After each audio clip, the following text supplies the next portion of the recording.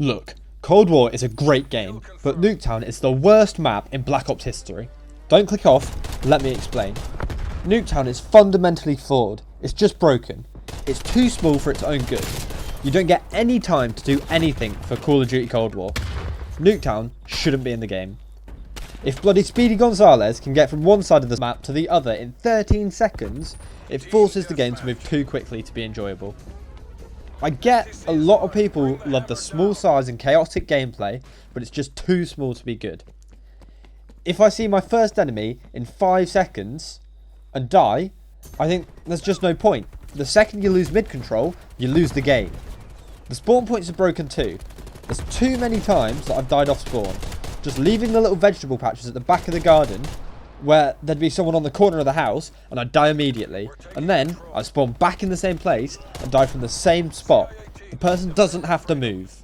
Moving past the buggy spawns and tiny size of the map, another massive issue with Nuketown is that there are too many angles to die from. With the spawns flipping constantly, you don't know where your next enemy is.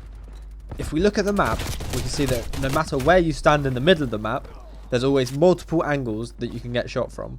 It's impossible to cover them all. Let's say that someone stood on the car at the bottom of the image. Now, they're crouched behind the car, so no one on ground level can see them. Perfect. They have cover to reload from. But no. His teammates just ran into the enemy spawn and flipped them.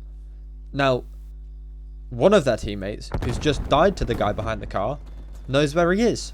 So he runs up to the window, and now the guy's cover's blown, because both of the house's windows can see behind the car. I'm not saying it's a bad thing, but with such a small map and such a tiny distance between the car and the window, it takes no skill for the guy in the window to kill the guy behind the car. The next issue I have is that with such a tiny maps, the use of grenades and stuns is insane. It's like the fucking Blitz. Just thousands of explosions every game. If you play Domination, you have to be running Flak Jacket and Tac Mask to be able to capture B. Otherwise, you're screwed.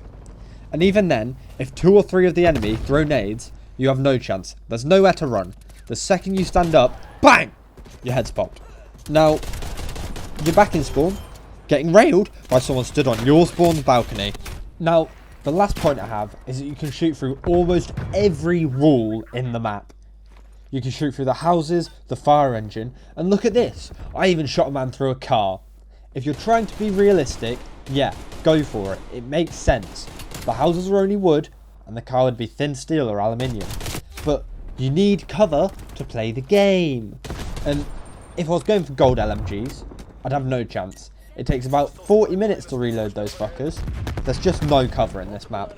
Look, Nuketown's just unplayable for people with bad movement or aim. It's just not enjoyable.